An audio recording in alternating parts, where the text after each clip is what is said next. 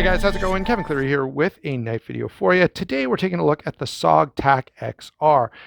This is a knife that I got because I was so impressed with the Seal XR that I wanted to try some other options that SOG had using this similar mechanism, that is the crossbar lock with the flipper tab, as SOG really does seem to have figured something cool out with this. So I've got to give credit where credit is due. The Seal XR is really nice action. This is almost as nice. It's not quite there, but it's still very good for what it is and for the relative difficulty. You know, a lot of companies have tried to do, especially Benchmade, of course, have tried to do the crossbar lock with the flipper tab, and it just doesn't seem to work well. But SOG has done a pretty nice job, certainly with this knife. And it seems like with anything that, you know, now that I've tried this and the Seal XR, I would suspect that some of their other options are going to be equally as good. All right, so wanted to give credit where credit is due, and I think that's important to say. Now, having gotten that introductory stuff out of the way, I will say this did come from White Mountain Knives. If you want one, go check them out. You can use my discount code SHARPSTUFF, and that'll save you 15% off. You can check the spelling and for a link down in the description box below, not the discount box below. Size and weight on this very quickly. I'm trying to get through the boring stuff so I can get to some of the details here. 8 inches overall, 3 7/16 on the blade, 4 11/16 closed, so just a little under 4 3/4 inches, 3 3/4 inches of grip area. So I find that to be quite nice for my size large hands. No issues whatsoever. And 5.2 ounces. Now I do want to comment on that. 5.2 ounces is a little much for this knife. It's only 8 inches. The blade stock is fairly thin. I know we haven't gotten to the blade yet, but I'm back to the point that I made in my initial introduction. The knife just feels out of balance. You've got this big, beefy, stocky handle that feels like it should be attached to a big, beefy, stocky blade, but it's not. You know, this blade puts me in mind of like the Benchmade Bug Out. It puts me in mind of a lot of, you know, the CJRB Scoria, where it's, you know, a thin, slim EDC style blade, and that's really what this is. But it's attached to this big, beefy, hard use sort of tactical style handle, which is a little bit out of balance. Let's go ahead though and talk about that blade, because I do, you know, just the blade alone, I do find it quite attractive. I kind of like this sort of almost a standard blade shape with a bit of a drop there, top swedge, flat grind. It is D2 steel, so the black coating is nice to provide a bit of rust protection. The grind is pretty good overall and reasonably thin, making this a decent slicer. You can see the grind is a little uneven, but not, I'm not going to complain about that too much. You can see just a bit of a smile developing there by the Ricasso or by the plunge grind. In terms of performance on this blade, I've been quite happy with it. It does cut stuff reasonably well. As I say, it feels a little out of balance or out of place attached to this particular handle, but as a standalone consideration, it's fairly decent. Okay, so I've got to start off by saying I don't have any real complaints about the performance of this blade.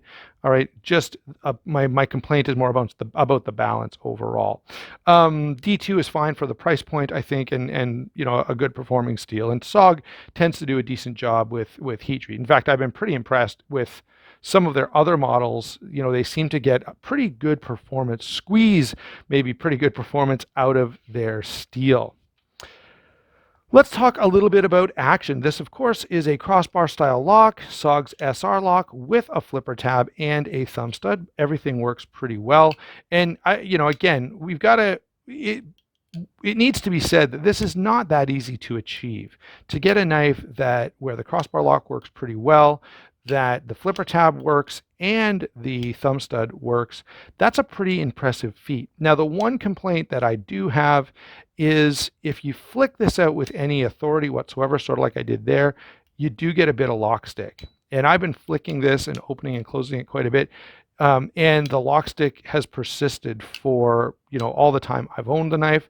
I can't say whether or not, given, I don't know, 2 years or 5 years or something, if it wouldn't break in a little more, but it hasn't broken in for me in a few months. And so that is a bit of a complaint, especially if you're used to the axis lock where you can sort of do the one-hand job and easily deploy it every time. I often find myself needing to do the two fingers, sort of like the original Spyderco Mannix. If you've had a Mannix and you know that was a little stiff, so you kind of needed two fingers all the time, this, not all the time, but a lot of the time, you got to do the two-finger pull to get it to get that lock bar to release. Otherwise, it is on bearings. It's pretty fast. It is comfortable as well, generally speaking. Again, when you get really hard lock stick, the odd time, like if I give it a little bit of wrist action here, I've got a little more lock stick when I'm a little more aggressive with my deployment. And that, if you're one of these guys sitting on the couch fidgeting with the knife, will get a little uncomfortable.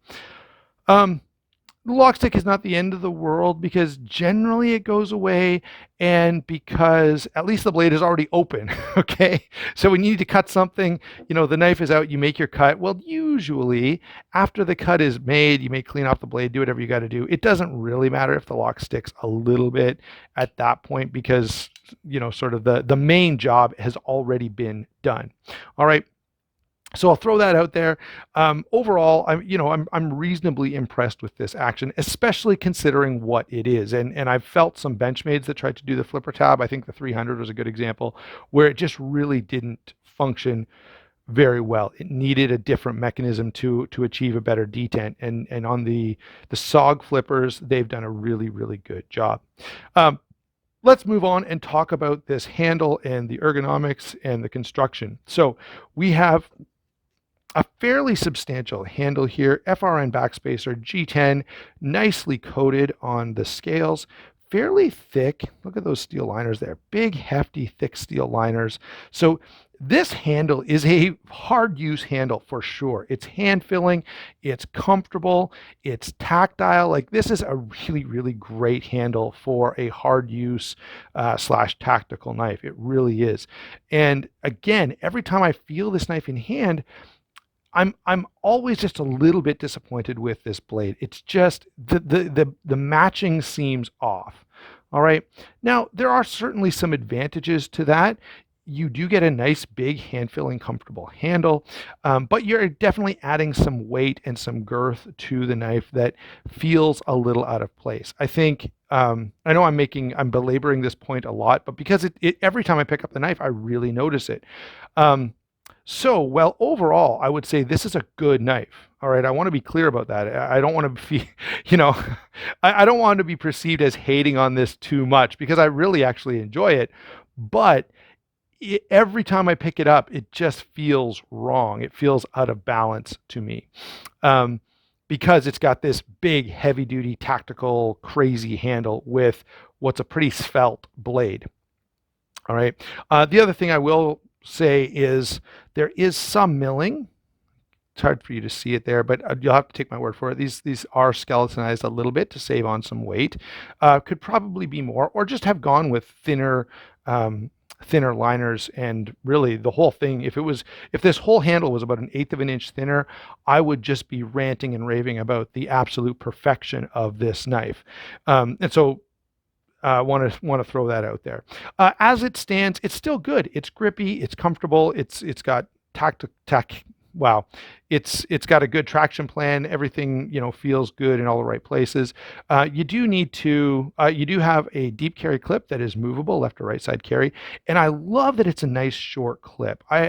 Lately I've been more and more drawn to shorter clips, especially if it's a deep carry clip, and the idea is a certain amount of the knife is concealed. Well, if you do that, but then you put a 3-inch clip on it, you're not really concealing much, where this is kind of nice and just a little minimal. There is a SOG logo there. SOG just can't help themselves. At least all of this grippiness is not written out in SOG the way some of their knives used to be, which was definitely a little over the top. From a design standpoint, I kind of like this. It's fairly standard. Again, the blade handle relationship, even as you look at it here, is a little wonky. This blade feels like it could be bigger for the handle. Whoops. There we go. Feels like it could be a bit bigger for the handle that we've got on this knife. Again, it's not bad. It's not a deal breaker for me. I can still pretty comfortably recommend this knife. It's just kind of an odd choice. I do want to throw in some comparisons. We've talked about the handle, we've talked about the construction, the action, the blade. How does it stack up? Well, here is a para 2. You can see the para 2 is a little bit bigger. It's definitely lighter.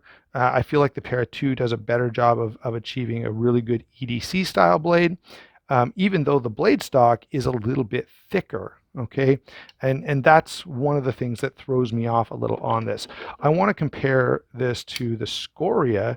The CGRB Scoria is an absolutely great knife, but it's not heavy duty or hard use or anything like that.